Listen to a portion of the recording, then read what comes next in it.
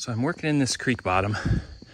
It gives me access to a tree. I'm gonna try that oak with all the limbs on it for 1 year.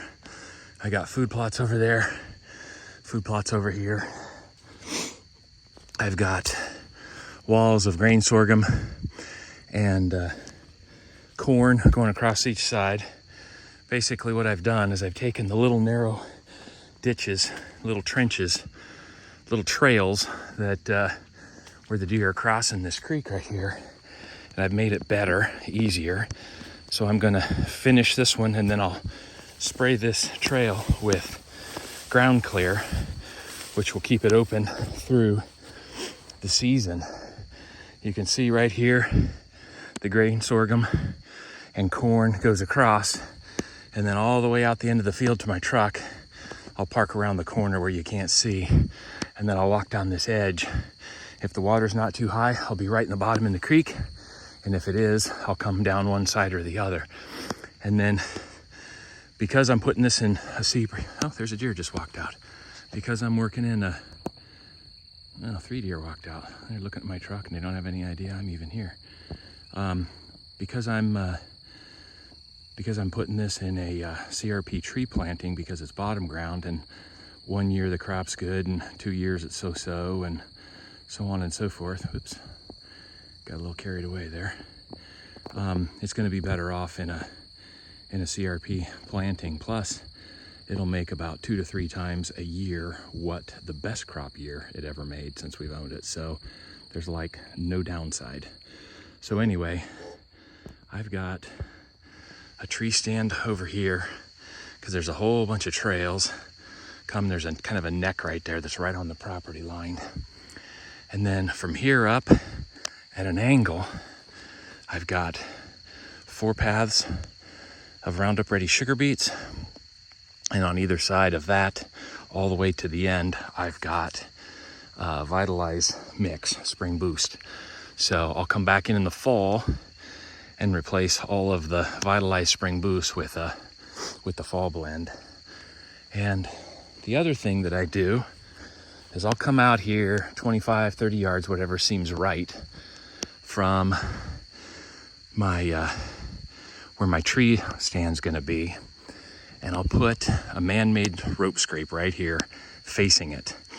And then I may even put a little short strip of sorghum or corn behind it just to kind of turn it into a little bit of a wall and make them walk around it. But either way, whether they're going from the tree line over to the other side, back or forth, or down this edge, or down the edge and turned, I've had really good luck with deer hitting a scrape in a spot like this. And because of the way you set it up, they're always broadside in one form or another while they stop and work it.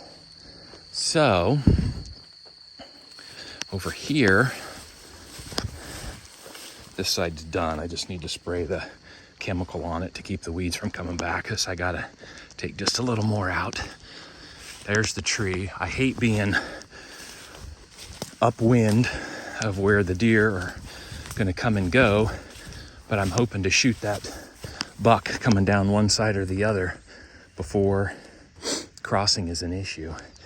And so now I've got several rows of corn and grain sorghum going along the edge here that blocks the view from the road that doesn't get used by anybody but the guy checking pipelines. And again, I've got the same thing. I've got Roundup Ready sugar beets going out at an angle. Everything's going out at an angle. So if they get on a row and travel, everything funnels back to where there'll be another scrape right here, which will be, I think I marked it at some point, right out in here somewhere, which will also be 25 or 30 yards at a 45 angle out of the same tree. So I can shoot both sides of this tree line creek with food on both sides, heavy cover and bedding all up in that area. And that tree stand over there, I can hunt with a little bit of east in it. It's on the property line.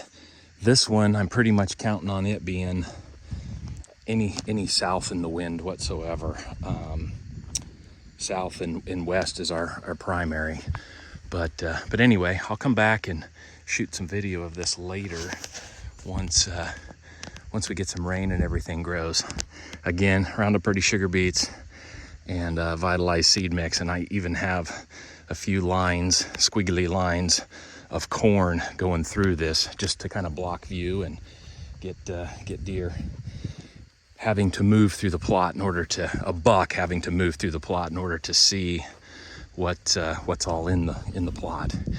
And then here's the other side of the tree line that goes out to the dirt road down there, a quarter mile or a little further. So I can, once we get closer to season and I get figured out what's going to work best, I'll figure out which side I'm going to do my walk in if the creek is high. If the creek's not high, then you walk right down it. But that's going to be my tree. Get right up there underneath those forks. And then, like I said, I can shoot out. I can shoot out all the deer bed down there. They're all going to come this direction. And I'm pretty excited about this spot. I think it's going to be pretty dynamite. I'll dig that out a little deeper. The other side's already in pretty good shape.